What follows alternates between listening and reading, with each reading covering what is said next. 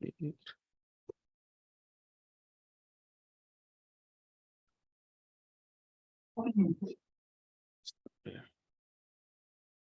right.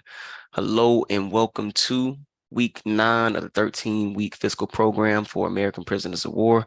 You have myself, Chief Biko. Also, we have Chief Alligator and Chief Quietwater. And here's always, we focus more so on that first letter in the acronym APOW, which is American. Before we get started today, we will go ahead and definitely have to give honor to the late, great Tina Turner, as well as Jim Brown, but definitely Tina Turner. It's brought to our attention. I forget who it was. I believe it was KJ that sent something to our email that pretty much just showed who Tina Turner is, which is American. Before we get started within our readings, definitely wanted to show that video and just let you all hear it from her mouth as well as her mother's mouth.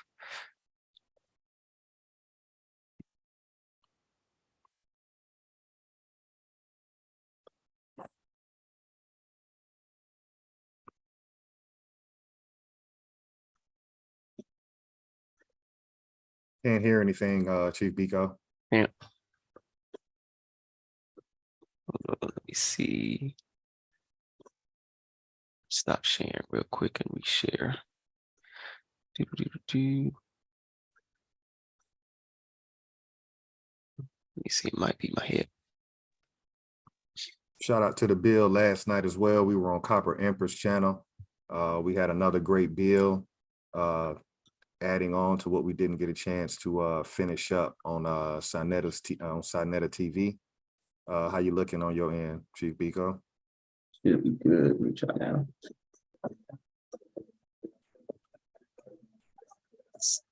No. Can you hear Chief Quietwater? Can you hear the video? No, I can't. All right. What did you take from that presentation last night, Chief Quietwater, while Chief Biko gets everything situated on his end? I thought it was a good build as well. I think, again, just being able to get the information out there on larger platforms and, you know, seeing more people speaking the language and, you know, just showing that they kind of understand and it's not going over their head. But yeah, I definitely think it was a good build. And we just have to continue to keep putting the message out there, keep putting the information out there. Absolutely. And anybody who finds congressional acts or law that came through Congress that's to the contrary, feel free to send it via email, attach it to the comment section of any one of these videos. We love to see proof of claim showing otherwise. You think you got it, Chief Biko? Yeah, we're gonna try one more time. Can y'all hear me? Yep. Started from the beginning. Let me see.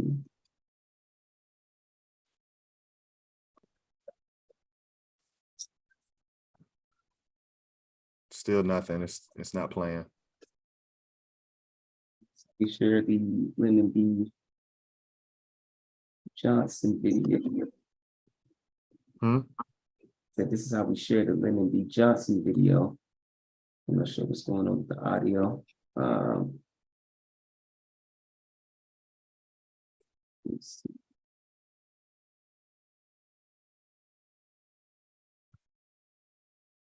All right, while you getting that video squared away, you want to see it for the play? Let me see if this will play. Even while President Johnson talked to Chancellor Klaus about America's responsibility in a time of crisis and challenge, word came from Capitol Hill that Congress had passed and sent to the White House. Is that one being heard? Yeah, we can hear that one. Interesting. Check your volume on the video, the little speaker. Okay. Yes, let me see. I think my mother said Cherokee, and it's been a long time. You know, I don't know which one it was. She says I don't even know if she remembers really, but Cherokee and Navajo. My father was Navajo, and my mother was Cherokee.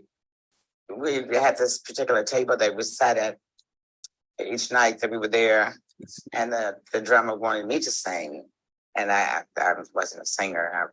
Well, in fact, I was bashful as well as now. And so I gave her the mic and she began singing. I said, would you rather sing than to be a nurse? She said, yes. Tell me what's wrong. If you can bring that back, When right? all the other Cherokee, and if you can just bring it back to that portion of the video. What did she say? Cherokee and Navajo is what her mom said Tina Turner was? Correct, correct. Yeah, we'll just do it one more time since we had a little, you got it on mute. What did the lady did in the movie? I think my mother said Cherokee, and it's been a long time. You know, I don't know which one it was. She says I don't even know if she remembers really. But Cherokee and Navajo. My father was Navajo and my mother was Cherokee. Okay, we you had this particular table. So Tina Turner was in her 80s. So that would have been, that could be a little bit older than my father, but we can see the reason why we wanted to first pay homage to Tina Turner. Secondly, we wanted to show that the forgotten group of people of our lineage is that group of people who were full adults in the 1960s. Here you see this woman's mother telling you she's Cherokee and Navajo. So the generation that has been dumbed down or bamboozled is the kids born in the 70s and beyond. We're the ones going into these fictional make-believe classifications where everybody from my grandparents going back, they knew who they were. And I'm gonna add this in before I get y'all input on it. I really believe because TV wasn't in everybody's houses back then, people listened to radio from my grandparents' generation.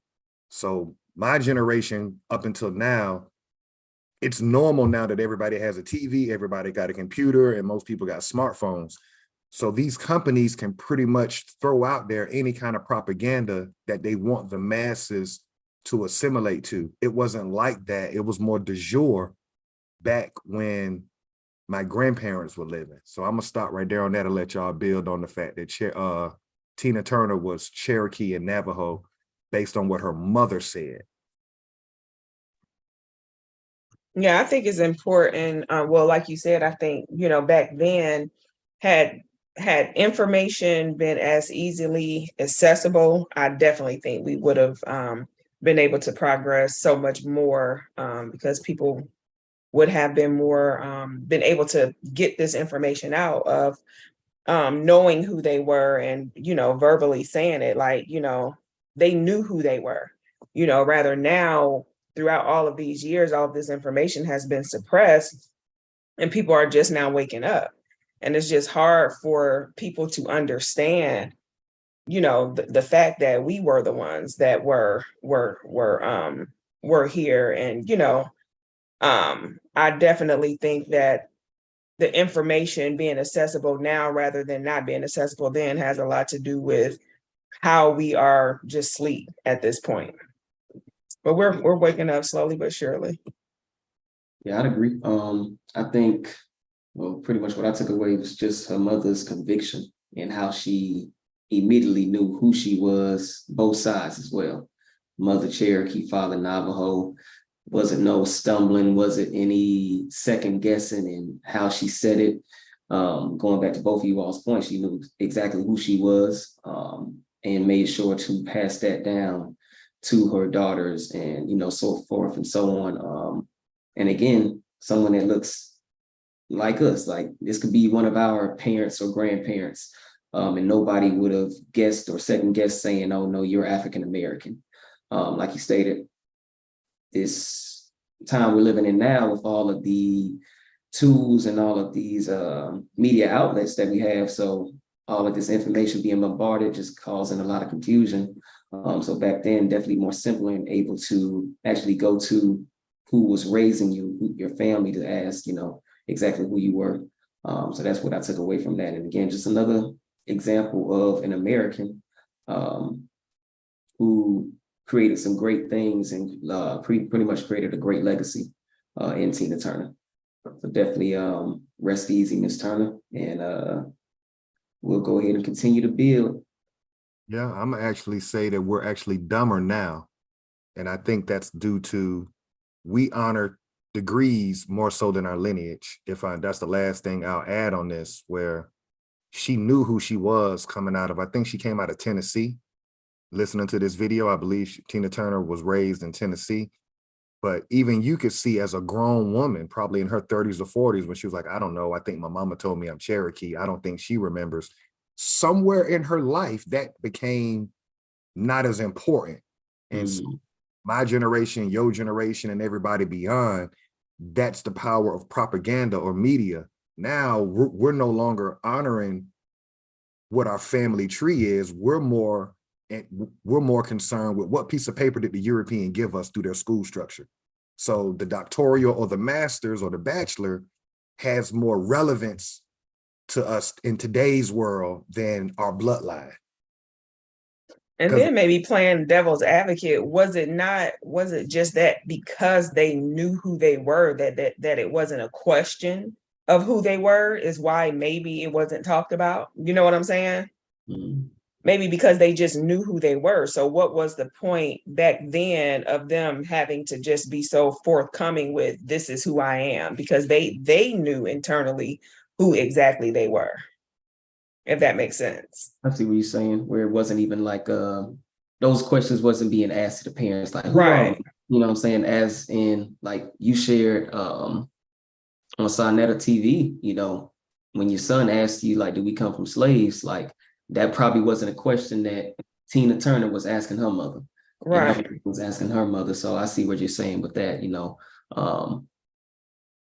Like you said, I think, like you stated, Chief Alligator, we're dumber now, especially in regards to knowing who we are, where we come from, than they were, because again, we come from that offspring of just being in school from 5th grade, from 5 years old all the way to 18, versus probably Tina Turner, you know, maybe not even graduating high school or going to school for, you know, that long of a duration. So the ability to bombard them with this information to make them second guess themselves wasn't really that strong, I'll say.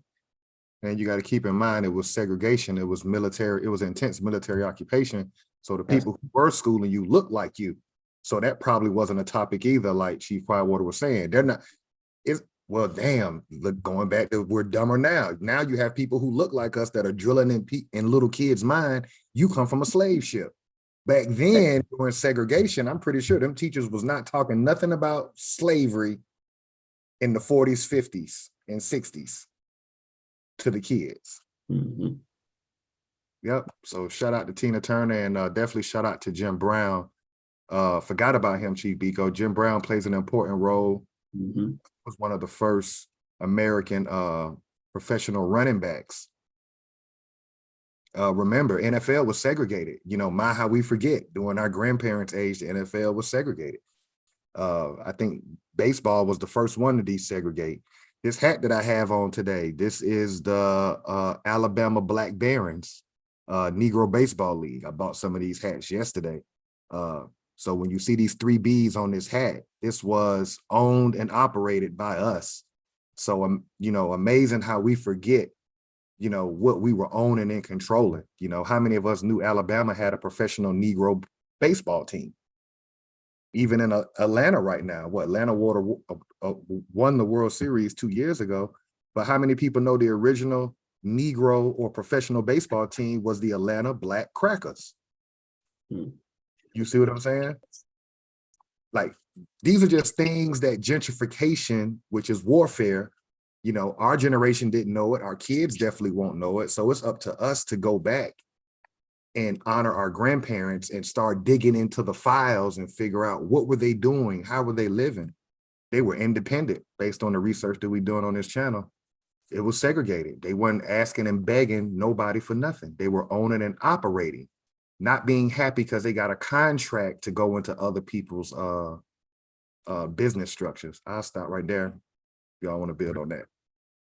Right. Make sure. I think that's a good stopping point, because definitely going to pick up on Dr. Carter G. Woodson's quote, and I think he talks about that greatly, as far as us actually not worrying about leadership and actually taking on actual tasks that's going to be more beneficial for the collective. So without further ado, we'll jump into this Lyndon B. Johnson's, we'll say, proclamation in regards to the Civil Rights Act of not only 1964, but 1965, as well as this 1968, also known as the Indian Rights Act. The Civil Rights Act of 1968. Included in the measure was a landmark open housing bill, which, when fully effective, would forbid discrimination in approximately 80% of all housing offered for rent or for sale in the United States.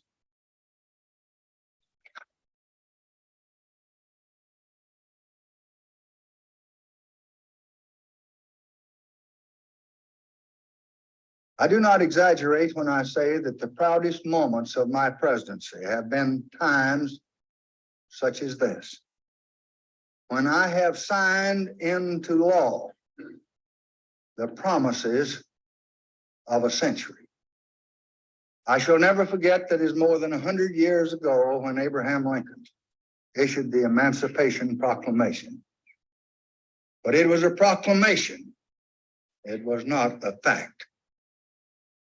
And in the Civil Rights Act of 1964, we affirmed through law that men equal under God are also equal when they seek a job, when they go to get a meal in a restaurant, or when they seek lodging for the night in any state in the Union. And now the Negro families no longer suffer the humiliation of being turned away because of their race. In the Civil Rights Act of 1965, we affirmed through law for every citizen in this land the most basic right of democracy, the right of a citizen to vote in an election in his country. In the 5 states where the act had its greater impact, Negro voter registration has already more than doubled. Now with this bill, the voice of justice speaks again.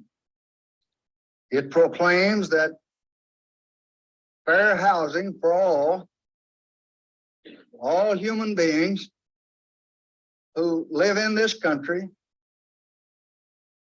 is now a part of the American way of life. We all know that the roots of injustice run deep, but violence cannot redress a solitary wrong or remedy a single unfairness. And we just must put our shoulders together and put a stop to both. The time is here. Action must be now. Can you go back a couple of seconds and show Lyndon Baines Johnson standing in front of that podium with the people around him and just hit pause? Because Copper Empress was talking about this last night when she was talking about a stage play. Mm-hmm. She mentioned that where are the quote unquote Native Americans doing the signing of this 1968 Indian Rights Act? And I think that this is a perfect example of propaganda at its finest. I'm gonna pass it back to you, Chief Biko, but I just wanted to just get that still shot, because when we say in jurisprudence that the House of, based on their government, the House of Representatives have to vote, their Senate has to vote, and then it has to be given to the president and he signs it into law. That's what you're seeing right now that happened 7 days after the government assassinated Martin Luther King. What we said last night with Copper Empress, what we said on Sonetta TV, and what we're going to continue to say until somebody proves us wrong is show us a document that went through that procedure defining what Negro, Black, or colored or Afro-American is. We have yet to see it. But yet you heard this man even call us Negro through the media while standing up to do this act. Go ahead, Chief Biko. No, that's excellent point. An excellent questions that we still have not had an answer to. As you pretty much just pointed out, he'll mention Negro being, or the Negroes now being able to, frequent hotels and motels without being turned away. He'll mention how Negroes in 5 states, how the voter registration is now increased in those 5 states, and even mentioning now with the Fair Housing Act. But all of those documents, which he mentioned, none of those documents have the word Negro, Black, colored, African American in them. So going back to what Copper Empress was building on yesterday, in particular, it's an act. This is all staged, and it's a reason why they call them acts in the first place, because, you know, you can have any type of actors playing these particular roles. Again, nothing is specified for the Negro, yet we'll teach or we'll put out the propaganda to make it seem like this is not only particular for the Negro, but that others can actually join as well through, you know, race, national origin, religion, or whatever type of category you may be able to find or put yourself in within these documents. But again, as far as him saying that the Negro now has this, is that really true? Because nothing is specifically saying the Negro in any of these documents. And I'll let you build on that, Chief Quietwater. Yeah, and I think it's important for people to know as well that is currently happening, another reclassification where they're just dumping us in the pot of people of color. You know, it's happening as we speak. And so if it wasn't evident then, it should be even more evident now that, you know, pretty soon when you're filling out documents and things like that, it may not say Black, it's probably going to say people of color. But what does that people of color pot, you know, who's all included in that, you know? So I think that we just have to keep that in the front of our mind, that we're going through another reclassification as we speak currently. Absolutely. And Yeah. go ahead. Chief Biko, and Chief Quietwater.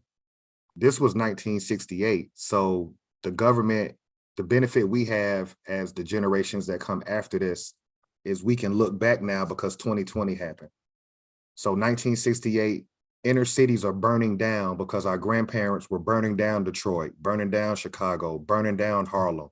So the United States government came out in an attempt through propaganda to make us calm down. So that's what our grandparents saw on TV, was Lyndon Baines Johnson supposedly giving us a Civil Rights Act after they killed King. So we got to put that in context in what we're watching when we see that video. King been dead 7 days, cities are burning down. What did they do in 2020? For us, you, Chief Biko, you, Chief Quietwater, and me, and Copper Empress. Right now it's our turn to be middle-aged people or young adults. What did we see the government do in 2020? They showed the world a lynching of George Floyd. Out of nowhere comes a group called Antifa. What started out as us being in the streets, rioting, protesting, whooping people's asses, just all kind of video images were going on. It turned into a European on European fight, because you ended up seeing Black Lives Matter, which is not us, and you saw Antifa. So you saw how they were able to take our energy, because initially we were protesting. Over a period of time, the people who look like us started saying, wait a minute, they're putting out bricks so you can bust the windows. No, that's not what we're about. And then it turned into white on white crime. For the last 2 years, it was white on white crime. Now, as of this week, they're telling you, oops, Black Lives Matter is insolvent, it's bankrupt. So all the resources that came from your lynching, they just told you 3 years later, you got no laws. Remember, you niggas wanted the George Floyd Act when you voted Biden in. Did you niggas forget that? You wanted protection from the police. You didn't get it. You wanted reparations. You didn't get it. You watched the Asians get an Asian hate bill within less than 30 days after a massacre of their people. So this is on us at this point. We can't really, yeah, we bring up the elders and we bring out those older people that sold us out, but this is on our watch. 2020 up until now is we are the adults watching the bullshit through TV. And now these same niggas are going to try to convince you why you need to go participate again and get nothing. Anything y'all want to say on that? I'm going to start right now. And it's crazy what we settled for. like you stated, we asked for a George Floyd Act, which is supposed to pretty much put a halt to police brutality, make all of those murders pretty much be federally investigated, so forth and so on. But we settle for symbolism by the NFL by having, you know, racism must end in the end zones. We'll settle for the NBA putting no justice, no peace on the back of niggas' jerseys. Wow. Black Lives Matter Black painted Lives in the Matter middle of the painted in the street. middle of the streets. Like, we'll settle for this shit that we have no control over, get no benefits from, no resources. But we'll say, oh, we appreciate that. We'll settle for, you know, these major companies investing or donating resources to these Black Lives Matter organizations, these urban league organizations, which again, how many of them have paid out any money or any type of funds or resources to help these families who have been had their family members killed by police or just some racist individual? Or have you, how much money have you put up to bail out those individuals that were on those streets fighting during 2020? Nothing, because like you just stated, Black Lives Matter is now solvent bankrupt. So all of these resources, all of this symbolism that was being put in, what do we have to show for it 3 years later? Not a damn thing. But again, we'll see coming, what, probably starting September, early October. You got to get out there and vote. Vote to have the right to vote, which is the silliest shit ever, because you had the right to vote now, what, 64? So basically almost 60 plus years and still have nothing specific for your group of people. So is voting really the answer, or is stepping away and doing something different, creating your own shit, the answer? Because all they doing is feeding off our energy, and I'll let you bet on that there, Chief Quietwater. And I also think another thing too, the families of these people who, you know, unfortunately have gotten killed by the police, they're going along with the narrative as well, in regards to supporting the Black Lives Matter, knowing that they're not getting anything out of it, and supporting the Ben Crumps and all of these civil rights active, you know, attorneys and things like that. So it's like, you know, at the end of the day, we're literally just taking the crumbs of what they're just willing to give us, if anything at all. So I just think that we just need to, we definitely need to separate ourselves from this whole establishment. Absolutely. And as you know, Chief Copper Empress stated yesterday, all this shit is ours. So we shouldn't have to settle for anything, especially when you know this is ours. And as we always say, you know, show us a document where Negro, Black, or colored African American is defined, and we're showing you a document where they actually list right here where it says definitions of Indian. Let me pull this back here, where they actually state that. So this is all we're asking from any scholar, any, you know, hell, these government officials. Where do you see where Black, colored, African American, Negro is defined like they define it within this first, well, in this second title, Title 2 here? We don't see that. So if we don't see a definition of Negro, Black, colored, or African American, what does that mean? That means it does not exist within this system. And as you stated yesterday, Chief Alligator, if we don't exist within this system, then how can a Black caucus exist within this system and supposedly represent us? It's a contradiction in itself. That should automatically tell you that that Black caucus does not represent us, because we are not even represented within this system itself. So this is the main point in which we are trying to nail down, trying to get everybody to understand in regards to this. This government has never recognized our group of people. And with that, oh, did you want to say something else, Chief Alligator? Nah, you good. I was going to say with that, we'll jump into this week's readings. We'll start off with you there, Chief, with the inventor. All right, I'm gonna share my screen real quick. And today's inventor will be Mr. Henry Brown. Let's see, can I make this a little bit bigger? It's not a lot of information. I'm noticing it's not a lot of information on a lot of these inventors the deeper we go into them. But Mr. Henry Brown, his federal patent number is 352036. The date of his patent was November 2nd, 1886, and he invented the desktop file box. So I'm sure anybody who has a office space in their house, I'm sure you have something similar to what Mr. Henry Brown invented. Mr. Brown invented a receptacle for storing and preserving papers. This was a strong box, fire safe, and accident safe container made of forged metal, which could be seated with a lock and key. It kept papers separate and was before the personal safe. So sometimes they will give us a Google patent. I can't really zoom in like I want to on this invention. Can you guys see it, or do I need to try to, let me see. See if you can hit on your key, if you have a Alt plus sign or Control plus sign, actually. That should try to make your screen a little bigger. Control plus. It's still not making it bigger. Nah, okay, now it is. So try a little bit more. There we go. All right. Okay. So there you go. All right. So this invention right here, I got a couple of questions just on this invention going back to our bill last night. How were the kings and queens in Europe storing papers if the inventor of Henry Brown invented and created as a scientist? Let me be clear, everybody who's an inventor is a scientist. You have to master science to create something. So what were the kings and queens and the people in Africa, what were y'all storing documents in before Henry Brown? That's what came to my mind when I was looking up this invention today, because you had no way to store papers if it wasn't for Henry Brown. Anything y'all want to say briefly on that? And his family, as far as I can tell, they don't receive a percentage of income from this invention.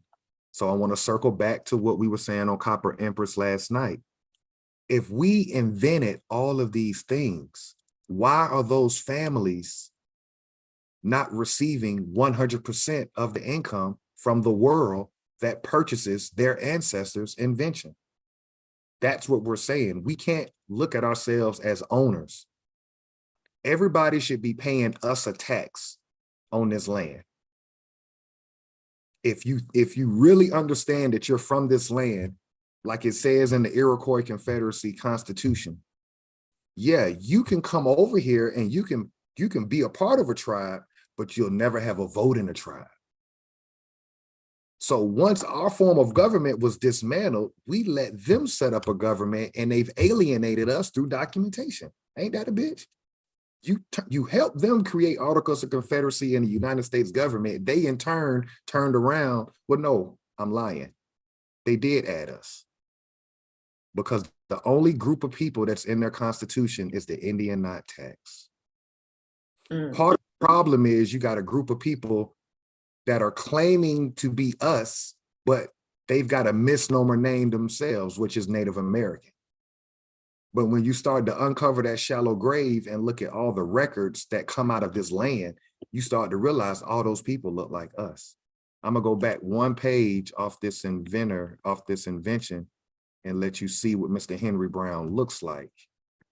And he looks just like Tina Turner's mom, Tina Turner, and every other inventor that we've pulled up. We've yet to see an Asian-looking Mongoloid invent something supposedly in their land. See if it'll let me pull up the image. Let me try it one more time. Anything y'all want to say while I'm trying to pull that up? Yeah, just bringing up the fact, like you said, how did they come here and didn't know how to do anything?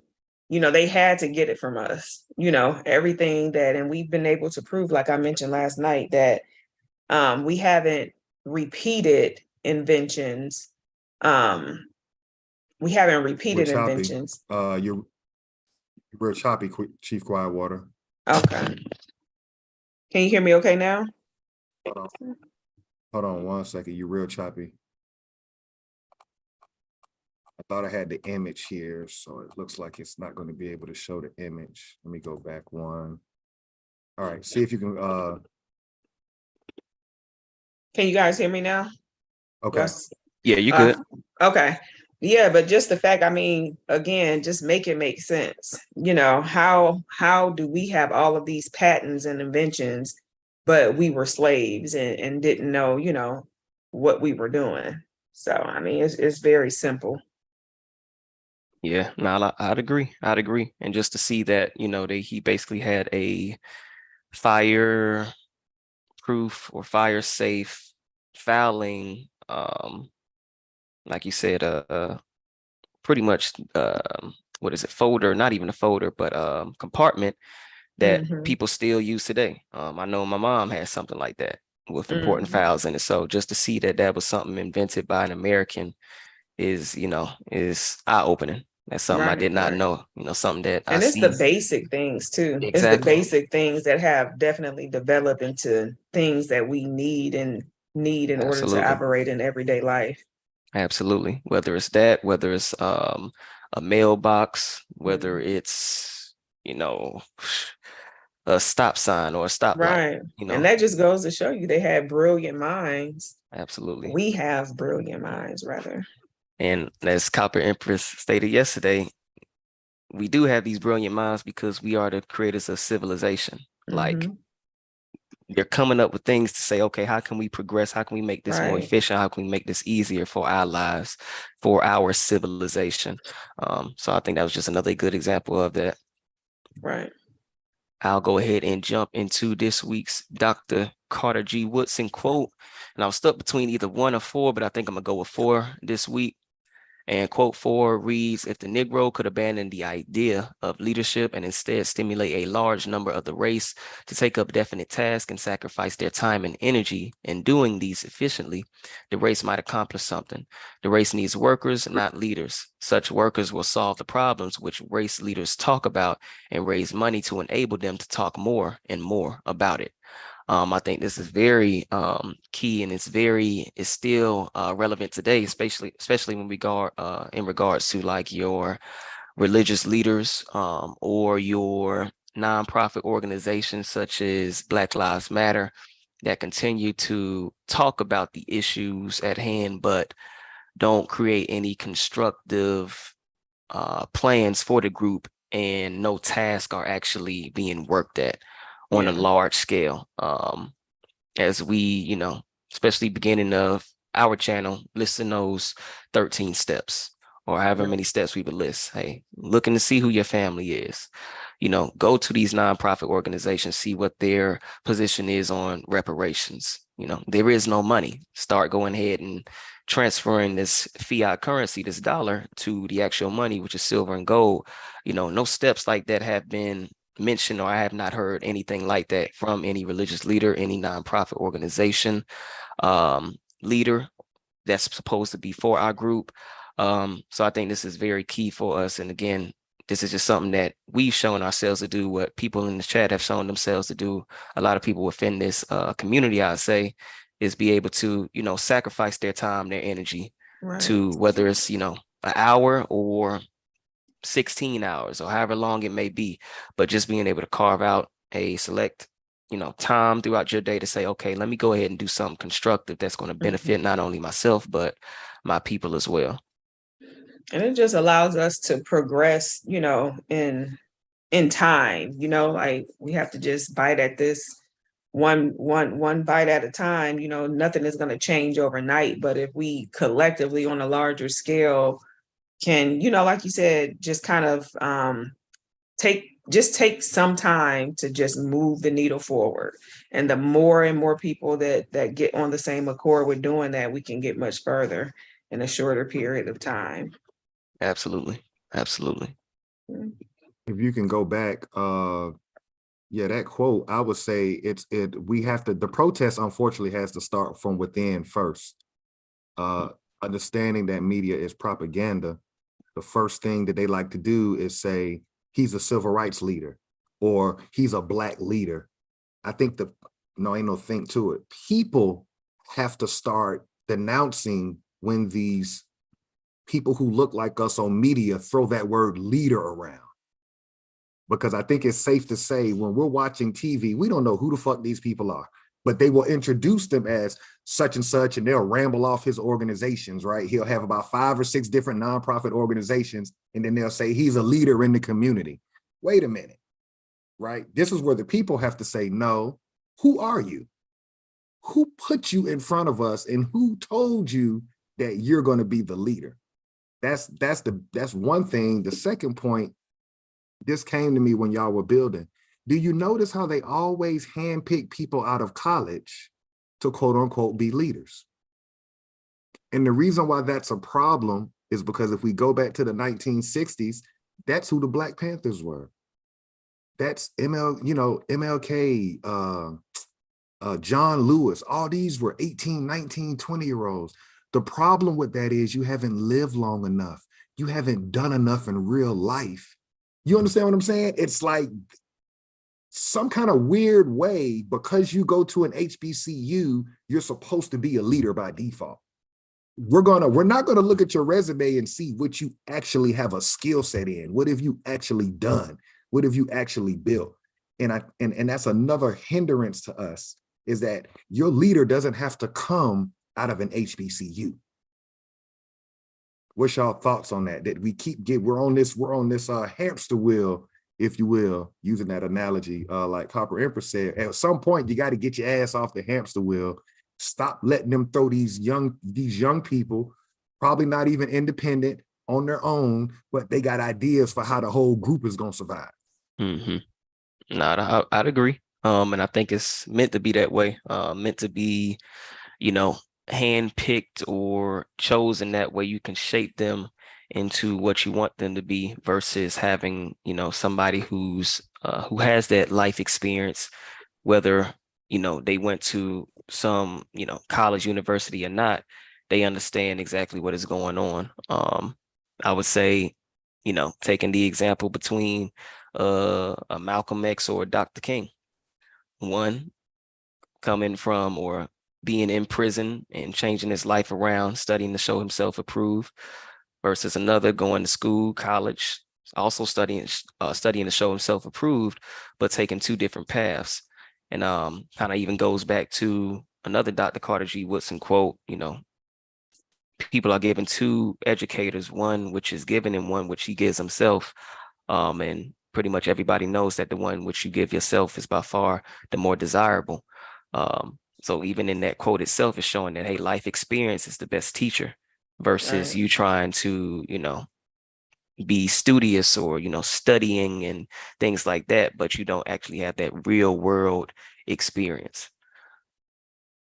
In my opinion, I think that it's people like us, just everyday people who just tired, and willing to put in whatever work it takes to get something accomplished, as a group of people. So I think that it needs to be someone definitely with life experience, and also people who want to see change and not looking for something on the back end in return for it. Definitely agree with that. And even going back to what we read in, the Iroquois Confederacy Constitution, they clearly defined that, hey, we can't have some, young cat, somebody that's incompetent, somebody that, is not all the way there trying to, be a leader. Hell, even if we take an example from, this government, you have to be at least 35 years old to run for president. So you have to show yourself approved, but also have a certain maturity about yourself. That way you can have that life experience to say, okay, I know what I would have did at 25 versus what I would do now at 35, and so forth and so on. So I think that's just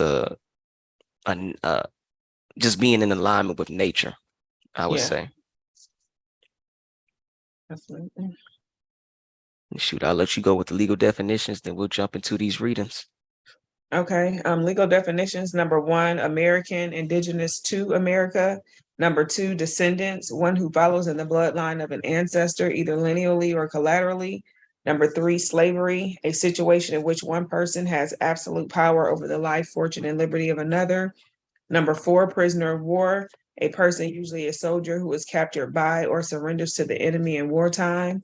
Number 5, school, an institution at which instruction is given in a particular discipline. Number 6, education, an enlightening experience. Number 7, recovery, a return to a normal state of health, mind, or strength, the action of process of regaining possession of something stolen or lost. Okay, maroon historical points. Number 1, was a person escaping slavery, seeking freedom, or breaking the law. Number 2, providing unity and a strong defense came first. Number 3, maroon leaders were first and foremost military figures. Number 4, maroons established guerrilla warfare, planting sharp sticks in thick grass. And number 5, maroons knew their European enemies' language, defenses, and plans. Perfect. And I believe on last week, left off on page 34, subsection F, effective trial of civil actions on administrative proceedings. Okay. I'll let you go ahead and. Okay, so section F, effect of trial of civil action on administrative proceedings. An administrative law judge may not continue administrative proceedings under this section regarding any alleged discriminatory housing practice after the beginning of the trial of a civil action commenced by the aggrieved party under an act of Congress or state law seeking relief with respect to the discriminatory housing practice. Okay, effective trial. So basically, it's just saying that if they have already started the process under Congress or a state law, then the administrative law judge can't continue any proceedings. Yeah, if this seems like if there's already something in action, then the administrative looks like they'll have to halt whatever they're doing in regards to that civil action that has already taken place. Okay. Or is So taking place. The Congress and the state law would supersede. Okay. G, hearings, findings, and conclusions in order.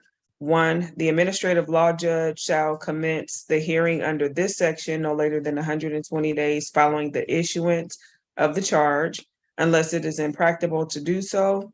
If the administrative law judge is unable to commence the hearing within 120 days after the issuance of the charge, the administrative law judge shall notify the secretary, the aggrieved person on whose behalf the charge was filed, and the respondent in writing of the reasons for not doing so.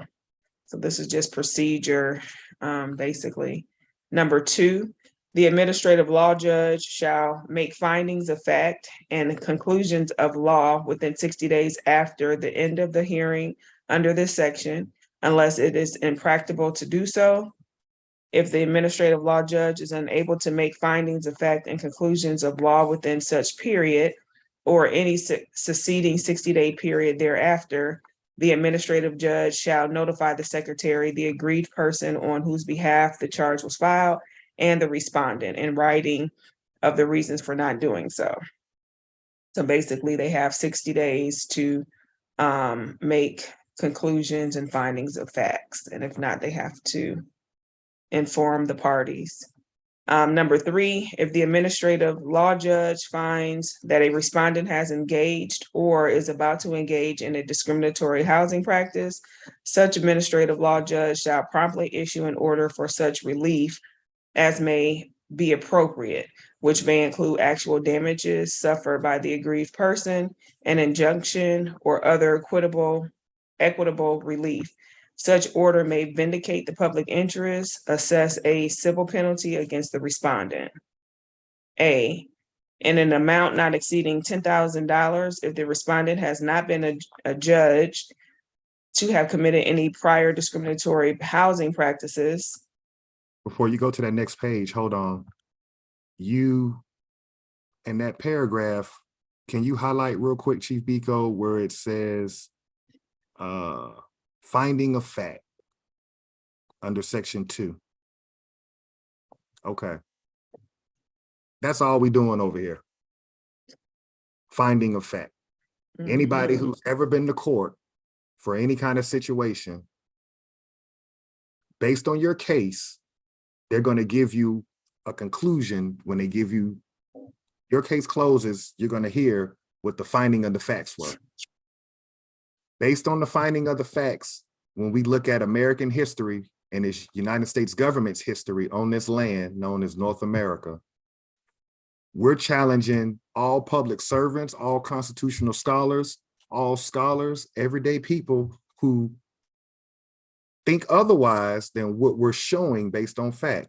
Provide the facts from this government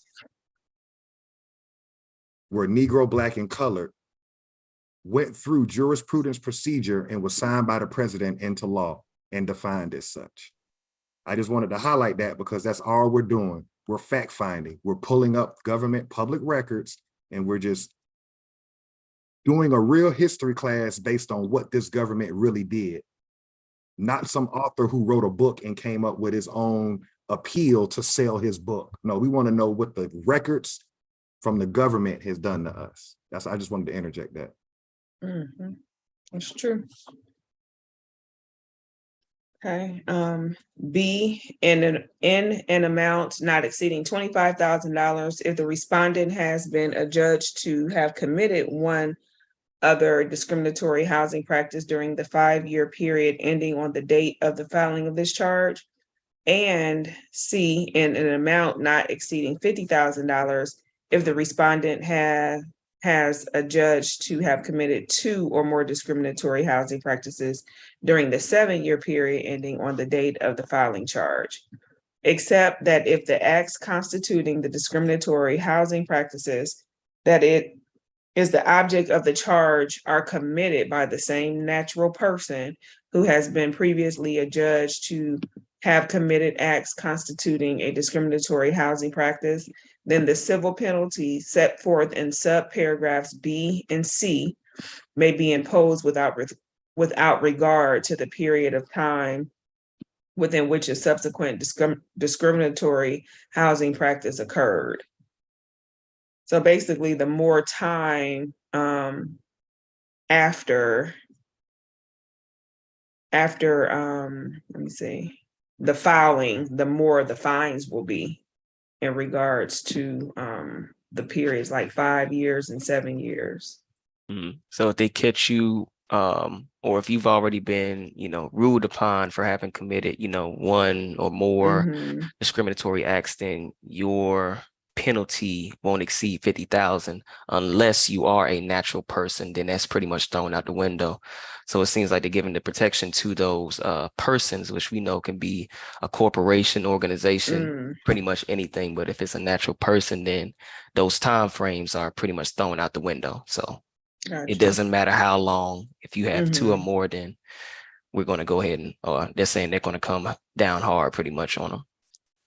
Okay. Right. And I'm just thinking about what happened with that owner of the, what's that basketball team? We mentioned this a couple of weeks back. What was that owner's name that got caught? Donald Sterling. Yeah, Donald Sterling, or Donald Trump for that matter. These people who became wealthy in the real estate world during this period, once they put these laws in place with housing, it's a kickback game. I mean, you're never going to get to file these charges. Those charges will be suppressed, right? Because if you take care of that secretary, because everybody has to report to the secretary, right? And I think Copper Empress was talking about that yesterday, how it comes up under HUD or the Housing Authority. So the secretary is orchestrating this whole department. So even this administrative law judge has to correspond with the secretary, right? So the way the big boys play it is it's a kickback game. If I break off the secretary or I break off that administrative law judge, then I never have to worry about building a discrimination file against myself. Makes sense. I'd rather pay you the 50K versus, you filing it. Now I have 17, complaints and stuff. So I just pay that secretary or whoever is going to be in that position. Okay. Let's see. I'll pick up here. What did we leave off in 4? Okay. So number 4, no such order shall affect any contract, sale, encumbrance, or lease consummated before the issuance of such order, and involving a bona fide purchaser, encumberer, or tenant without actual notice of the charge filed under this title. Number 5, in the case of an order with respect to a discriminatory housing practice that occurred in the course of a business subject to a licensing or regulation by a governmental agency, the secretary shall not later than 30 days after the date of the issuance of such order, or if such order is judicially reviewed 30 days after such order is in substance affirmed upon such review. A, sends copies of the findings of fact, conclusions of law, and the order to the governmental agencies, and recommend to that governmental agency appropriate disciplinary action, including where appropriate, the suspension or revocation of the license of the respondent. So here is just showing pretty much, again, penalties for their findings in these discriminatory filings. Again, showing that findings of fact, which, as Chief Alligator stated, is exactly what we're doing. Look, bringing up these documents, showing exactly what they say and how they do not reference anything in regards to our particular group of people. And then they'll come up with their judgments upon these fact findings, whether that be a suspension, a revocation of their license, or anything that would be basically appropriate. Right, but we got to make this make sense, because right now, to somebody who's listening, it just sounds like a bunch of reading, right? So how do we make this make sense and make this, what Chief Quietwater and what you're reading, come alive? This is no different than niggas today going to court. The average nigga, and I'm using the word nigga because I'm saying as a group of people, we're the most ignorant group. That's why we're losing financially. We're ignorant to law. Doesn't mean the law has to be legit, but we're still ignorant to the way things are done. The average nigga, when he talks about court or any kind of proceeding or procedure that has to be done, what's the first thing he'll say? Man, I don't know what them folks down there talking about, man. You know, man, don't go down there with them people, man. The people gonna have you fucked up. Yeah. Why am I saying that? Take it back to 1968. How many of our people knew this procedure if they were going to be discriminated on? Remember, we're being integrated into a system at this moment. You didn't have the rule book prior to now. Now they're giving you the rule book and saying, okay, we're going to desegregate, we're going to allow you to vote, and we're going to allow you housing. Here's the rule book, niggas, have at it. Mm-hmm. So what I'm saying is a lot of people lost land and lost property because they didn't know this. They didn't have the information age where they could just use their internet and go directly to a government website. No, they would have had to physically go there. And then you got to pay the clerk to get papers. Anybody who's done old school research, when you go to these buildings, you got to pay them for copies. Mm-hmm. So we got to, so I just wanted to add that in to make it make sense.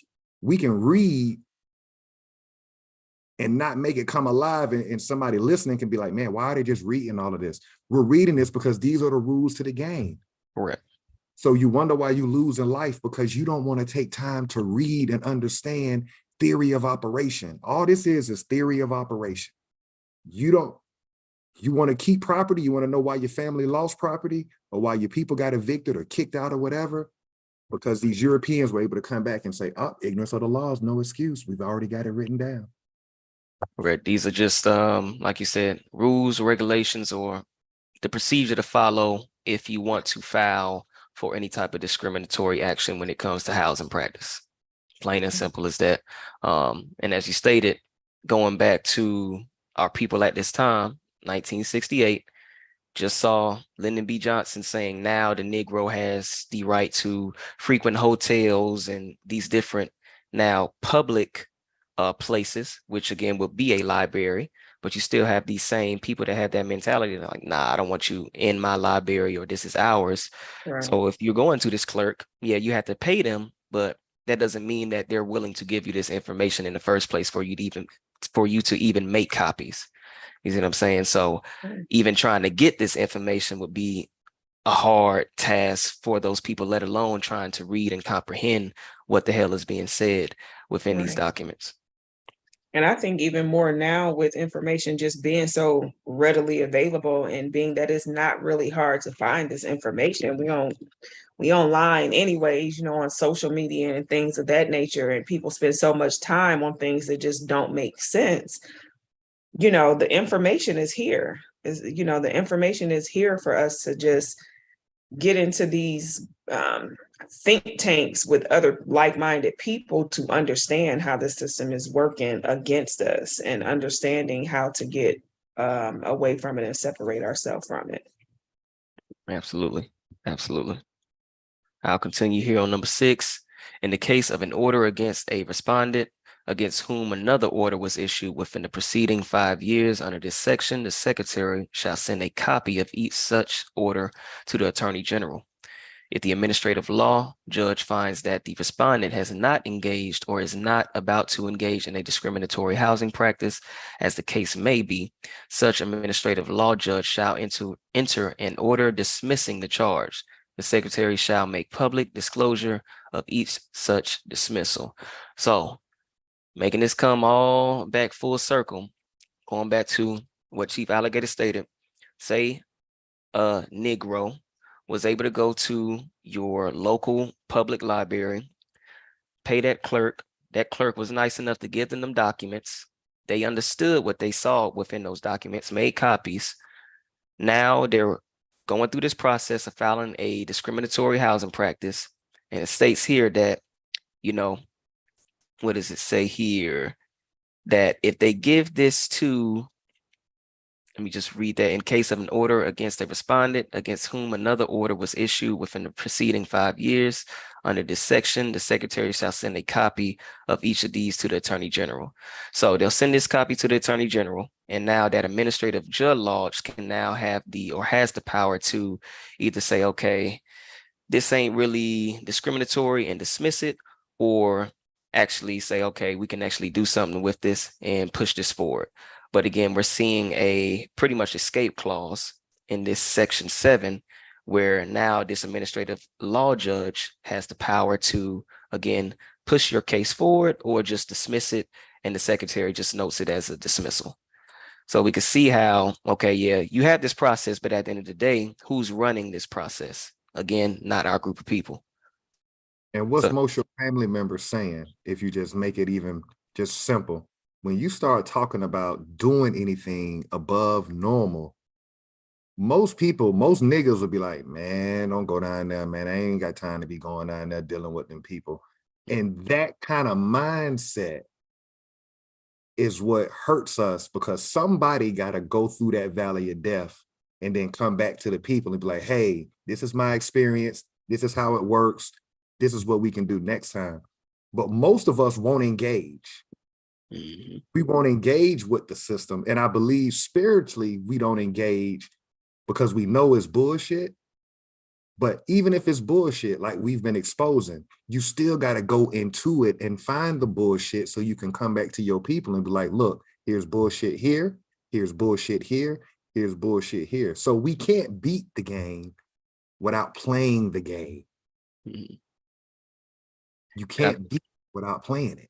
I think another good point of that is, like you said, going through the system, going through the game so you can highlight the bullshit and bring that back to your people, because it seems like we still have those individuals that, although we know this system is bullshit, still somehow have faith in the system because they're voting within this system. Well, and voluntarily doing that. Yeah, Copper Emperor, I didn't mean to cut your bill. Copper Emperor said something yesterday that a lot of people probably didn't catch. She said she hasn't paid taxes in 30 years. Mm-hmm. Soon as she said that, I knew she know what I know. What am I saying? Everybody in your family is not going to go through the procedure to understand the game so you can beat the game. What she said was, we'll rely on the preacher and won't he do it? Our problem? You'll let a preacher who don't know this procedure, he'll just tell you to pray about it. Yeah. Yeah. But faith without works is dead. You got to do the work, then pray. Niggas, let me say that again. You got to do the work first, then you pray. You don't pray to hope that you're going to understand this procedure that we're reading. You got to do the work. And that's where they got us right now. They got us in a perpetual entertainment cycle. We just want to be entertained, feel good, hear some good music, see somebody fall out and do the inchworm on the floor, and then we'll put a little fiat in the basket, and then we going right back into our delusional state of being. I'm going to start right there. Yeah, I definitely agree. And that's exactly what we're doing too. With us and the different platforms, we are going through this process and pointing out, where we've went left. And, we let this narrative get us in the state of where we're at now. So, and we are bringing it back to our people and, with like-minded people trying to decipher this stuff to know how we can, because we're understanding it now, going through this process that we've been going through for the last 2 years, over 2 years. So we're breaking it down and understanding it a little bit more so that we can go back to our people. And then from there, we can, come up with a plan to just kind of get all on the same accord, basically. Correct. And yeah, just being able to, like you stated, understand these procedures, understand multiple procedures. That way we aren't, hoping, praying, or, wishing upon a star that something will change, when we can actually just understand the system and change shit ourselves. So no, that's a great point. And definitely something that Copper Empress did highlight yesterday. I'll probably read these next two sections and then we'll come to a stopping point, since we're almost close to that hour mark. H here, review by secretary, service of final order. The secretary may review any finding, conclusion, or order issued under subsection G. Such review shall be completed not later than 30 days after the finding, conclusion, or order is so issued. Otherwise, the finding, conclusion, or order becomes final. The secretary shall cause the findings of fact and conclusion of law made with respect to any final order for relief under this section, together with a copy of such order, to be served on each aggrieved person and each respondent in the proceeding. Judicial review. Any party aggrieved by a final order for relief under this section, granted or denying in whole or in part the relief sought, may obtain a review of such order under Chapter 158 of Title 28 United States Code. Notwithstanding such chapter, revenue of the proceeding shall be in the judicial circuit in which the discriminatory housing practice is alleged to have occurred, and filing of the petition for the review may be not later than 30 days after the order is entered. So again, right here, it's just showing exactly what each of these departments, or what will be taking place as far as the judicial review and secretary review as well. And another thing Copper Empress brought up yesterday, just in regards to, these courts just basically being a money grab, is what is basically stated here. Revenue of the proceeding shall be in the judicial circuit. So again, just highlighting the bullshit. And as stated earlier, just bringing this back to the people to pinpoint this bullshit, and so we can understand this and actually make a game plan to remove ourselves from it. Anybody kind of want to break or build off of that? Yeah, it's venue, not revenue. Scroll back Venue, up. facts, correct. Yeah, and so from my experience, having gone through court proceedings before, and I'm speaking from just people that I've known over my lifespan, most niggas don't have their life in order enough to go through a court proceeding. You notice how you see 30 days, 120 days. When you decide to go through a court proceeding, your life has to be in somewhat kind of an order, because you have to do certain work and then physically go down to that building and file. Most men that I know that, and a lot of it is dealing with children, right? Or it can be something other than that. But most of us tap out in this process because our lives are not in order. This goes back to real leadership. We had councils. So we had leaders, we had advisors, right? Right now, we have a do for self type mentality where everybody's going to kind of go for self. You can't beat a team by yourself. That's one of our biggest hindrance, is everybody there are certain things you have to do on your own, and then collectively we have to come together on certain things and be that counsel so that you can guide the next generation. Let me say it like this is the way I was taught. There has to be a group of elders that are going to advise you while you're doing the work. So while you're actually going down doing the work and you run across certain situations, there has to be somebody you can pick up the phone and call and say, hey, I did this, and they responded with da da da da. There has to be a group of people to let you know, okay, from my experience, this, that, and the third. Our problem, we're not moving as a group. We may be moving individually, we may be moving in small pockets, but I'm talking about as a group. This group that got misclassified in 1968 during the Indian Civil Rights Act. We haven't moved in 60 years because there's no council of elders that are telling Generation X and the millennial generation, do this, do that, do this. It's been dumbed down because the lack of knowledge and understanding from the people they're putting in front of us. They just want you to burn energy when the system fucks you. Just go out and march about it and protest. Nobody's really giving you the science of this is why you're losing. What we're doing over here is giving our people the science of this is why the government is fucking us. You've never been written into the government. Let's cut through all the bullshit. We ain't trying to sell you nothing. We coming straight up the middle with it. Go ahead, Chief Firewater. Yeah, and I think that also they instilled fear, like you're supposed to fear the system. And I think it's more so with the our men as well, which are supposed to be the leaders or whatever. I think that fear has hindered us from learning this system because we're not reading it, we're not comprehending it, and we're just being told by their actions that, hey, it's not for you. By their actions, they're showing you that it's not for you, but also people that look like us have this fear of the system that they try to impose on us as a group of people as well.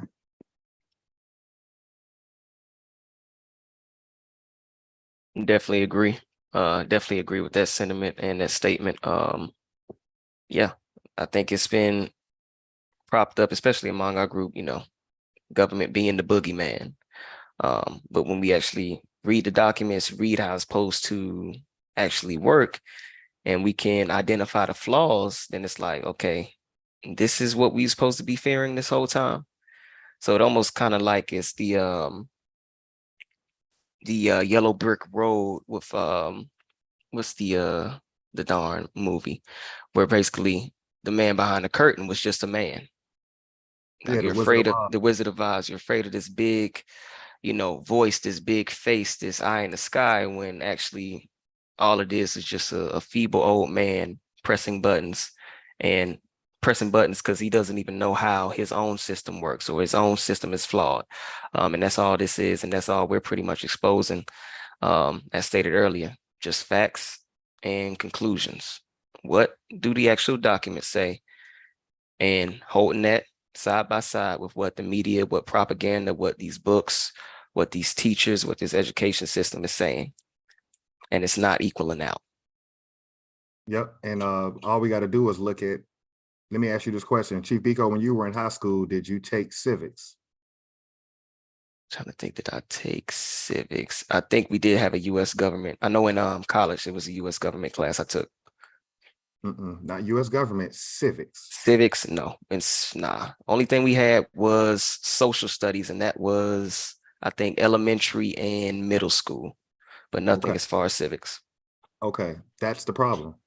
And that shows the war that's being waged against us. When they took civics out of high school, when you get to commencement, or what they call graduation, graduation, the European word is commencement. That means the beginning, right? Most of us that walk that stage don't even know that's what it means. When you look on that document, that should say commencement. Commencement means now your shit starts.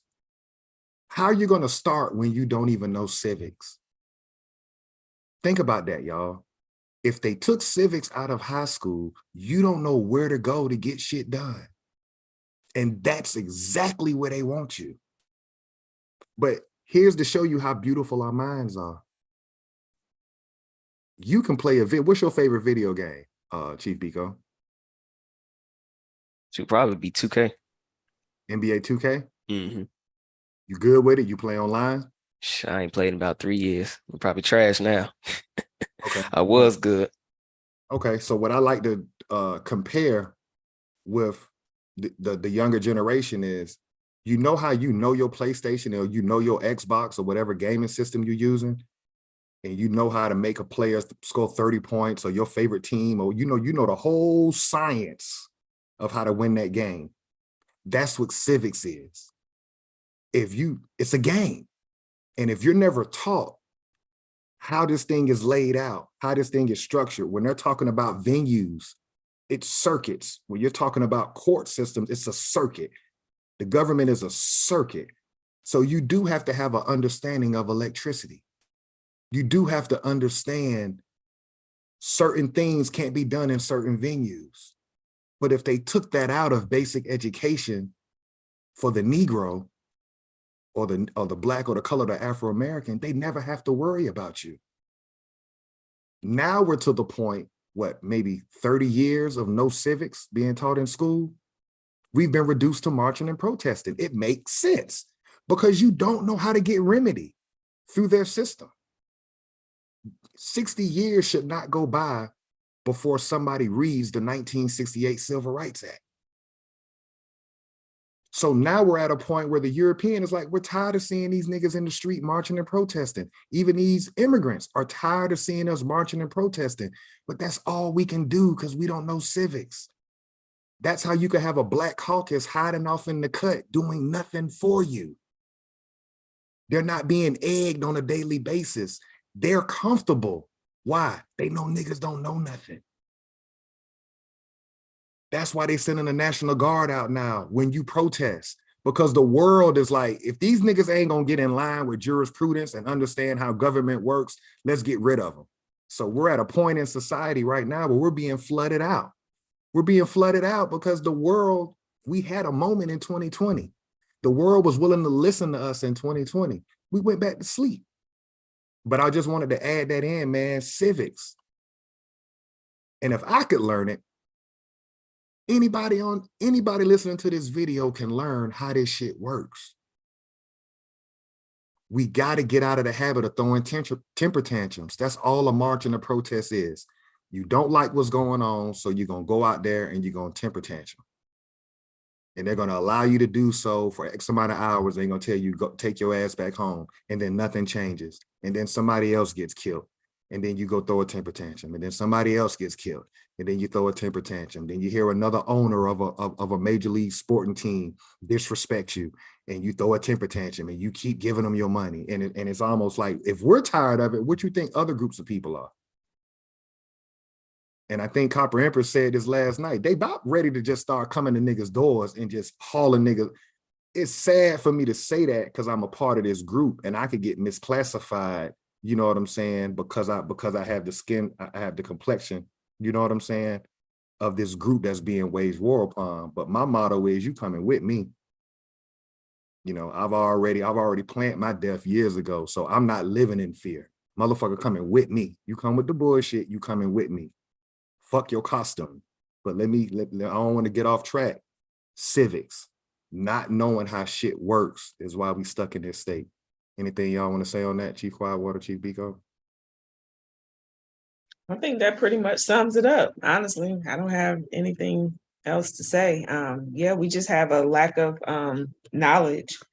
We got to get on track with this information and understand where we stand within this government. So that's about all I have to say. I would agree. I think everything you said was facts. Not knowing how this system works, not knowing our position within this system. Basically, like you said, circuits, being technical with this to understand, okay, if this happens, or if this is my, or if this has been brought upon me, I need to go this way to get remedy. We have no idea. So we just, like a hamster on that wheel, like you said, complaining, get off when we're tired, something happens again, jump back on that wheel, keep running, get tired, so forth and so on, because we don't know what to do in this system. Going back to the analogy, we just don't know how to play this game. We got the controller, we got the the council got all the video games, but when it comes to that manual or understanding how the system works, how we supposed to, what buttons to press to get what action, have no idea. So it's just something we just have to do, take upon ourselves, again, as Dr. Carter G. Woodson would say, and be the more desirable educator, which is the self-educator, if we really truly want to better ourselves in our predicament. Shoot, that's all I got for today. Any closing remarks from you all? Yeah, I'll just say we've been reduced to a point now, especially since 2020. You're actually telling your kids how they should behave if they get pulled over in a traffic stop so they won't get killed. And you think that's okay. You don't see how shot out that is. No other group of people have to sit their kids down and say, keep your hand on the steering wheel if you get pulled. If you've told your kid this, think about what you're telling your kid. They get pulled over for a traffic stop, and you've actually probably had a conversation with all these murders of us on video over the last 7, 8 years. You're telling your kid how to behave in a traffic stop so that he won't get shot and lose his life. And you think that's normal now, but you're not thinking about the trauma you're causing that child. That child is going to go around his other teenage friends and be like, man, what the fuck is going on? Like Billy don't have this problem. You know what I'm saying? Abdullah don't have this problem. Why is it that and then don't forget, you're the hero to the youth. If you're an adult, the youth look up to us. You wonder why they don't have respect for us. Look at what we're telling them to do. Just something to think about. We've been reduced to being killed on video, and then instead of stopping it, we're going to tell our kids how to possibly behave so that it doesn't happen to them. That's programming. That's programming. Show it to you enough through video, month after month, year after year, from Trayvon Martin to now. Now we don't even really march or protest anymore. We've accepted the reality that people with sirens on their cars can kill you for an air freshener, can kill you if you got a gun license. People can walk in your house. Oops, I'm in the wrong house. You eating ice cream, blow your brains out. People can kick the wrong door in with a bogus search warrant from a judge, Breonna Taylor. People can get killed jogging through a neighborhood, Ahmaud Arbery, blow your whole chest out with a shotgun. I mean, we done seen so many different ways of murder, and we try to stuff it and have the nerve to tell ourselves, violence is not an option. Protecting ourselves is not an option. We still want to do anything but put that on the table, but they've killed you every way possible. Up until recently in New York, just an everyday white man just choke a homeless guy out on the subway section on video. And they raised $2 million in 7 days for his lawyer fees. So we passed cops killing us now. Now you got everyday people, and he's been on the news all this week.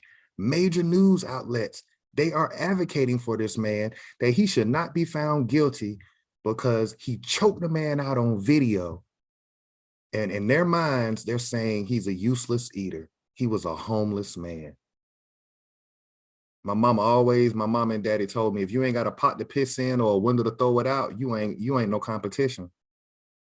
So be careful with that word homeless, because if you let them get by with this murder on video because he was homeless, you better think about your family member that may be living with family.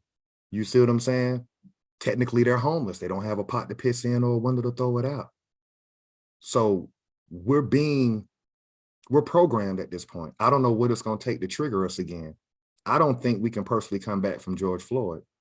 I think after watching a 9-minute lynching and nothing changed at the federal government level for this group of people, and the fact that we sat down and got okay with that, I don't know if we can, what would have to happen for us to get back engaged with self-preservation, which is the first law of nature. Before we can get anywhere else, we first got to value our kids and our lives and our elders' lives enough to say, this is law. First, we can't even get there. It's not enough. Yeah, I think we definitely dropped the ball with with the George Floyd, I just don't think that we should have let up off of that, because it was an energy in that moment that we did have. And I think that we just let that time go by, not saying that we will never get that energy back, but that was a perfect time for us to just stand up and say no more, you know.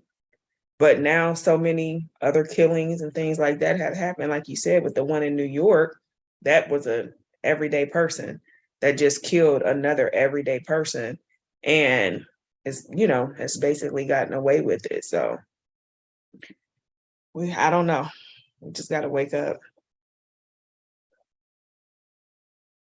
Yeah, I'm not sure what it would take. I think it just has to be, again, constantly in our face, like how it was when Trump was in office. Every day, something on the news, whether it was, you know, Trump calling NFL players sons of bitches or whatever it was, but maybe that's what is needed to have folks wake up and say, okay, yeah, this shit is ridiculous. Because I'm not sure what else it would take. Like you said, we have regular citizens killing our group of people and are being called heroes. I'm not sure what else you can where you can go from there as far as, you know, our group, but yeah, I think it just has to be, again, blatant in our face without any pull punches for us to, again, kind of wake up. Kind of like the analogy you always use. We have folks just swinging on us, but they're not telling us they fighting us. I think with Trump in office, he was letting you know he don't give a fuck. And we want all the smoke. So now it's like, okay, I see they now we can go ahead and defend ourselves. So maybe that's what's needed, but not quite sure. Not quite sure. Let's do one last thing before we close it out. Let's put the cherry on top. Can you pull up that 11-year-old that got shot by the police this week? Again, we're so desensitized to it at this point. You know, we just want to show you this because everybody that's listening to this video and that's in the chat right now, we know the routine by now of what's going to happen. Police officer shot this 11-year-old boy in the chest in Mississippi. What's the first thing that's going to happen, y'all? The police is going to do an internal investigation. Come on, how many? We know the script by now. Copper Empress said it last night. It's a script. It's the same script. They don't deviate. Oops, one of our officers shot an 11. I want y'all to look at this boy, because when I'm telling you that the youth have no respect for us, is because this boy is in the 5th or 6th grade at 11 years old. His mama told him to call the police because she was arguing with her boyfriend. Now that little boy got shot in the chest by Mississippi police. Now he's got to look at his group of people who he thinks are his supermen and superwomen, his mama, his daddy, his auntie, his uncle, his grandparents, his friends' parents, and he just know y'all got my back. And in the reality, as adults, we can all say we're not gonna have his back. What are we gonna do after they say they're gonna do the internal investigation? Your local organizer, he's not a leader, he's an organizer. He gets that 911 call when one of these rogue Europeans fuck up. How does that work? We're talking jurisprudence. They call that local pastor or something like that. Hey man, we got a little situation. We need you to keep your prisoners of war in line in your district. Go ahead and let them burn off some steam. We're gonna go ahead and don't worry about paying for a permit or anything like that. Have them come down to 5th Street and 4th Ave, and we'll block off about 5 hours. You know, bring your you can bring your bullhorns and everything, and we'll let you guys walk for about 4 or 5 hours. Now I'm gonna let you know something. If they try to stay longer than 4 or 5 hours, I'm gonna have my National Guard on standby, and I'm gonna have my police militarized, ready to come out there and shut it down. That's what's going on behind the scenes. And we've seen this since Trayvon Martin over and over and over and over again. So this goes back to the bill we did on Copper Empress. If we don't value our own lives or our kids' lives, what makes us think that we're going to move forward and do anything as a group? We're out of natural order. We'll close on this subject right here, but anything y'all want to say on that? I mean, we already know the routine.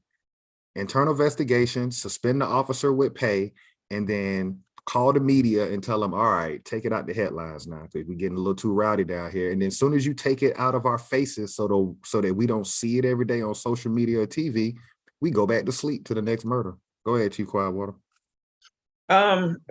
I mean, we have this one that just recently happened, and then there's other ones that just don't even make mainstream news. So it's definitely have gotten worse, because there's murders and killings by the police officers that that's not even talked about at all or even acknowledged. So that's something that people have to think about as well, is that it's happening more and more. It's just these situations, some of them are hidden mainstream to give you a glimpse, just a fraction of what's really going on that we don't hear about. So I don't understand why we don't get it and why it's not clicking, that they're literally just murdering us, lynching us. I don't know. I really just don't know. Yeah. And I'll say, again, just another example of what we continue to see every fiscal quarter, with whether it be one of ours getting shot, killed, choked to death, doesn't matter. Still been 2 months since, Tyree Nichols and the video dropped, and still nothing from that. So as you stated earlier, Chief Alligator, once it's out of, the public eye, we'll continue to go about our day, continue to live our lives until the next one occurs. And, after that has fizzled down, there'll be another one. So at some point, it has to click for our group to say, okay, what the fuck is really going on? And to actually be willing to fight for our survival. Because obviously there's an attack on our group of people in particular. And it's been showed or displayed every fiscal quarter. Yep. And that cop is going to say he feared for his life. Looking at this child, if this child ran up on me for any reason on earth, nothing would cross my mind that I'm fearing for my life. So this is where we are now. It started with our teenagers, with Mike Brown, Trayvon Martin, and now it's been reduced to elementary school kids. There's nothing that a grown man can say that has on a gun and a badge to say that this little boy, when he's the one that's on the 911 call, calling for you to come to his house, that you shot this boy in the chest for what? He's going to say he feared for his life. So that's where we at. We'll close it out right there. But for those of us that, want to put their head in the sand and act like these aren't Arab kids who run these gas stations. You don't see 11-year-old Arabs getting shot. You don't see 11-year-old Asian kids when you go get your nails done and go buy your seafood and your soul food in whatever city you living in. You don't see their 11-year-olds getting shot. The only kids that's getting shot is those that have never been defined by Congress and law through this government. Y'all have a good night.